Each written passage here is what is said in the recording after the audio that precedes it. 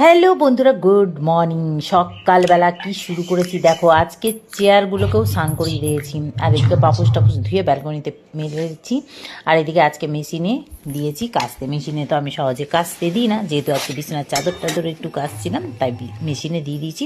আর এদিকে ঘর ঝাড়া পোছাও হয়ে গেছে। স্নান করে চলে এলাম রান্নাঘরে, কারণ ছেলে বেরোবে 1টার মধ্যে। আমাকে তো আগে ওর ব্রেকফাস্টটা বানাতে হবে। আজকে বৃহস্পতিবার পুজো, মানে 1-1.5 ঘন্টা লাগবে, তো পুজোটাকে সাইডে রেখে দিলাম, পরে দেবো।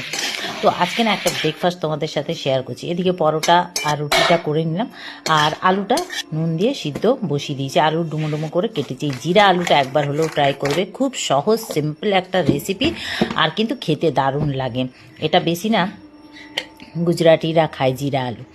তো জিরে ফোড়ন দিয়ে দিলাম, আলুটা সিদ্ধ করে রেখেছি, জিরে ফোড়ন দিয়ে আলুটা দিয়ে দিলাম। তারপর হলুদ দিয়ে দিয়েছি, মানে জিরে শুকনো লঙ্কা দিয়ে ফোড়ন দিয়ে আলুটা দিয়ে দিলাম। হলুদ দিয়ে ব্যাস ভালো করে নেড়ে চেড়ে এবার মটরশুঁটিও দিয়ে দিলাম, দিয়ে ব্যাস নেড়ে চেড়ে আর কিচ্ছু না, ঢেকে রেখে দিলাম। ঢেকে এটাকে ভেজে নামানোর আগে খালি টমেটো সস দিয়ে দিলাম।